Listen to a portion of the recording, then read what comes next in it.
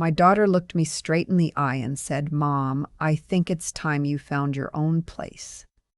I didn't say anything.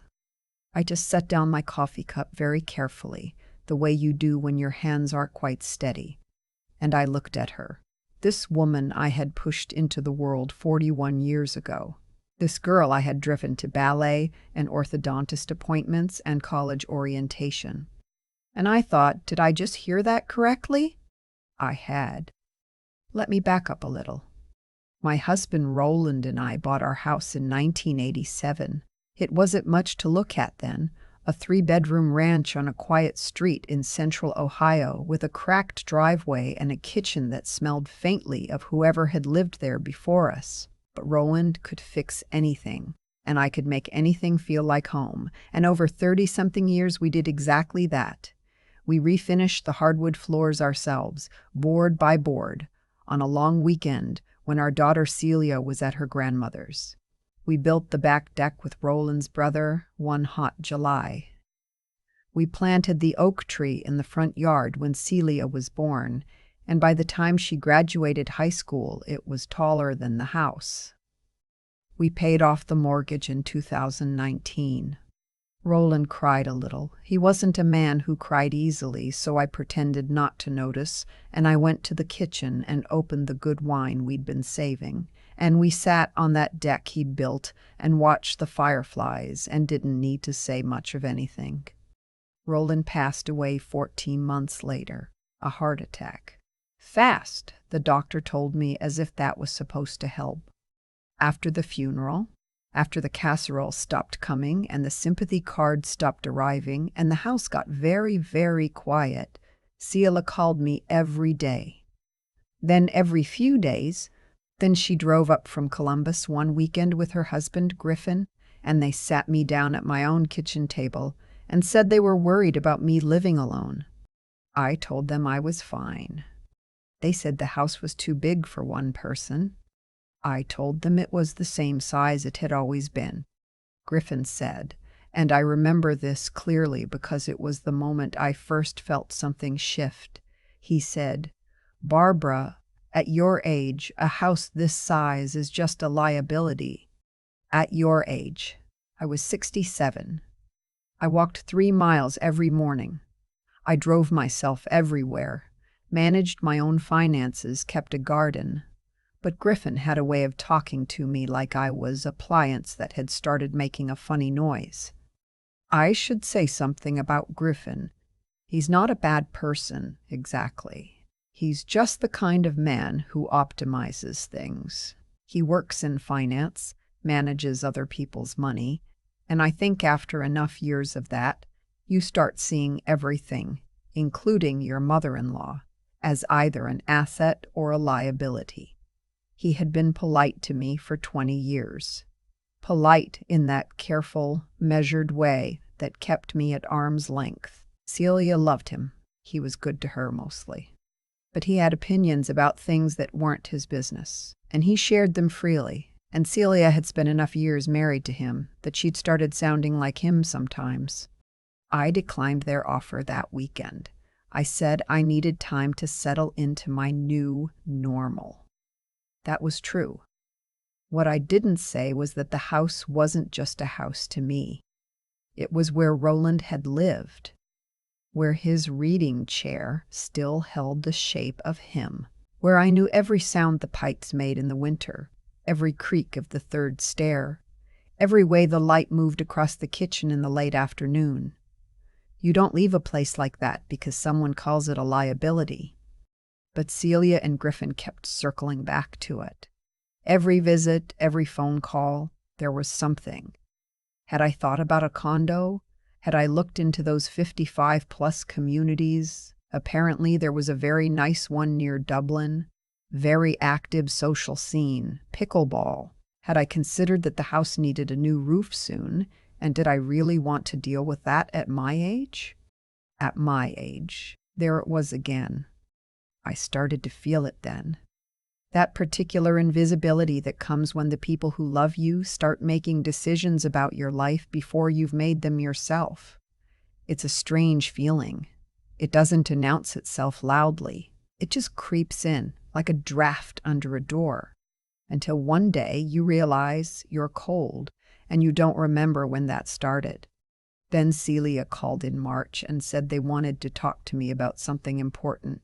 They were driving up the following Saturday. They arrived with a folder. Griffin had put together what he called an overview. There were printed pages, actual printed pages, in a manila folder, comparing the estimated cost of maintaining my house over the next 10 years against the projected sale price if I listed in the spring market.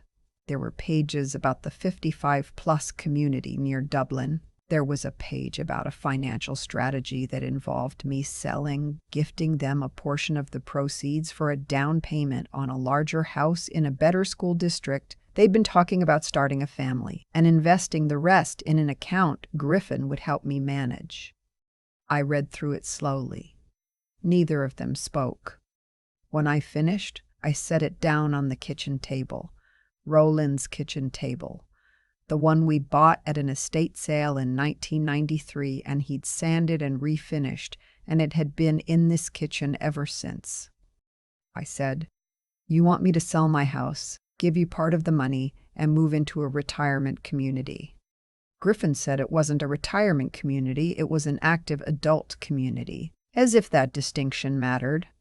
Celia said, "Mom, we just want you to be settled. We want you to be somewhere that makes sense for your life right now." I asked her what about my life right now didn't make sense. She looked at Griffin. He looked at his folder. Then she said the thing she should not have said. She said, "Honestly, Mom, you living here alone, it just doesn't make sense for any of us." For any of us? I heard that. I heard exactly what it meant. This house, my house, the one Roland and I bought, paid for, built a life in, had quietly become inconvenient for their plans. I told them I would think about it. They seemed pleased by that. Griffin said the spring market was ideal, and if I was open to it, he had a colleague in real estate who could give us a very competitive commission rate. I nodded. I said I'd be in touch. After they left, I sat at that kitchen table for a long time. I wasn't angry exactly. Anger is hot and quick. This was something else, something slower. It was the feeling of seeing a situation very clearly, maybe for the first time, and deciding quietly what you are going to do about it. I called my friend Nora the next day. Nora and I had been friends since our daughters were in the same third-grade class, and she was one of those people who would tell you the truth even when it was inconvenient. I told her everything, the folder, the printed pages, the active adult community, for any of us. She was quiet for a moment. Then she said, "What do you want?" I said I didn't want to move into a 55-plus community in Dublin, Ohio. She asked what I did want, and I surprised myself because I had an answer. I'd been turning it over in the back of my mind for months without letting myself look at it directly. What I wanted was to sell the house, but on my terms, in my time, for my own reasons.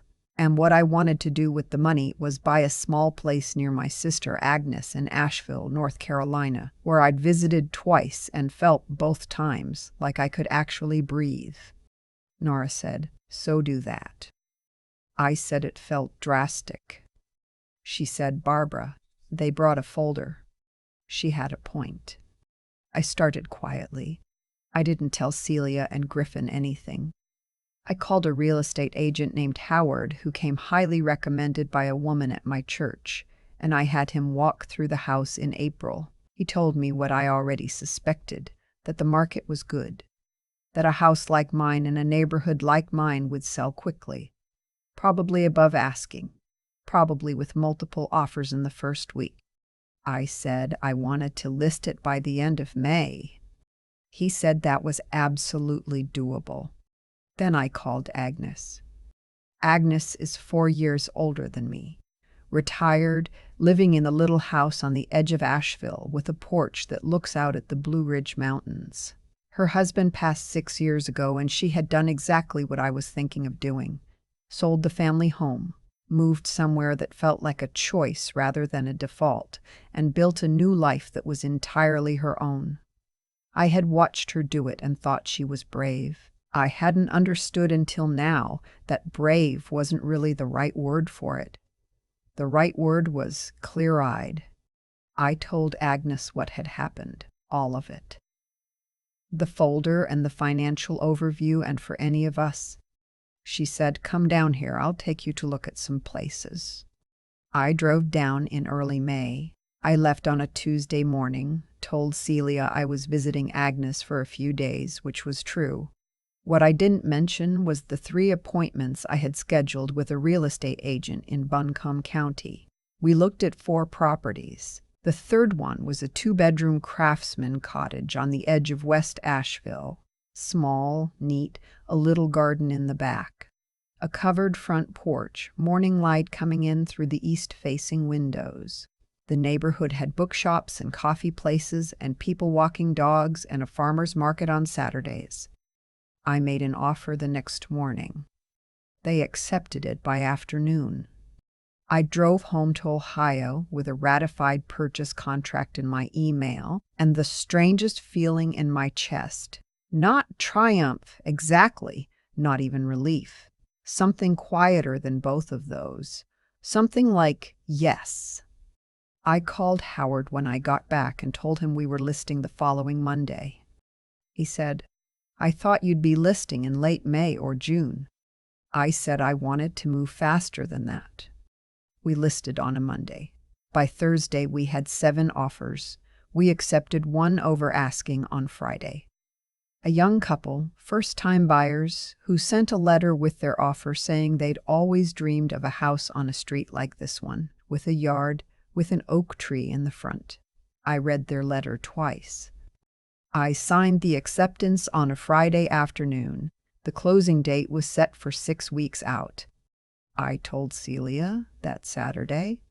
I called her in the morning, before she and Griffin were likely to be out running whatever errands they ran. She answered on the second ring, sounding cheerful, asking how my trip to Agnes's had been. I told her it had been wonderful. I told her I'd found a house I loved in Asheville. I told her I'd made an offer, and it had been accepted. Silence. Then, what?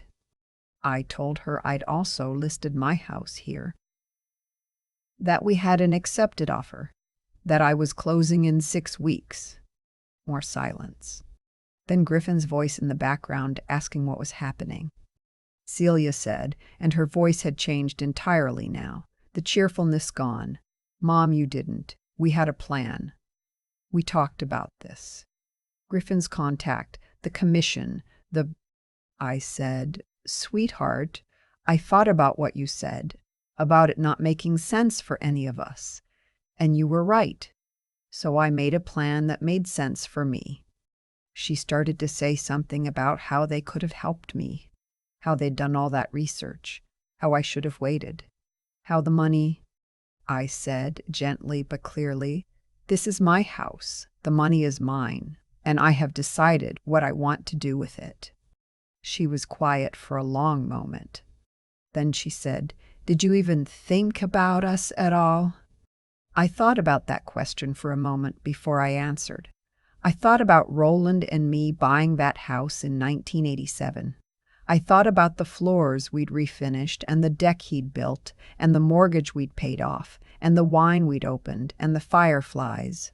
I thought about how I had lived in that house for 37 years and raised a daughter in it and buried a husband from it and never once asked anyone's permission to do any of it. I said, "Celia, I have thought about you every day of your life, but this decision was mine to make." She hung up. Griffin called back 20 minutes later. His voice was controlled in that way that told me he was furious underneath. He said I had made a significant financial decision without consulting them, that he had professional expertise in exactly this area, that I had essentially cost them. I said, "Griffin, I don't believe I owe you a consultation on the sale of my own home." He said something about family and responsibility, and I let him finish. And then I said very calmly that I hoped he and Celia would come visit me in Asheville once I was settled. He hung up too. The next few weeks were hard in the particular way that hard things are when you know you're right, and it still costs you something. I packed up 37 years of a life, which is its own kind of grief, even when you're moving somewhere you've chosen. There were things that undid me in ways I hadn't expected. Roland's tools in the garage. The pencil marks on the doorframe in the hallway where we'd measured Celia's height every birthday until she was 14. The way the kitchen smelled on a warm morning. I took what mattered. I donated what I could. I left the house cleaner than I'd found it. Nora helped me pack the last of the kitchen. We worked mostly in silence, and at one point she stopped and looked around the empty room and said, "You know you're going to be okay." I said, "I did know that." She said, "I mean really okay, not just managing." I told her I thought that was probably true too. I closed on my Ohio house on a Thursday. I closed on the Asheville cottage the following Monday. Agnes met me there with a bottle of champagne and 2 plastic cups because neither of us had thought to bring real glasses. And we sat on the porch and watched the light go over the mountains, and I felt, for the first time in a long time, like I was exactly where I was supposed to be. Celia called me 6 weeks after I moved. I had started to wonder if she would. She called on a Sunday evening, and her voice was different, softer, a little careful, like someone choosing their footing on uncertain ground. She said she'd been thinking. She said she was sorry for the way she and Griffin had handled things. She said she could see now that they had made assumptions they had no right to make. I didn't say yes you did or thank you or anything that would make it a negotiation. I just said I was glad she called. She asked how the new house was. I told her it was small and it was mine, and there was a garden in the back that needed work and a porch I'd been eating my breakfast on every morning. She asked if she could visit. I said, of course. She was quiet for a moment, and then she said, and I could tell it cost her something to say it, "Mom, you were right. It was your decision." I told her I knew.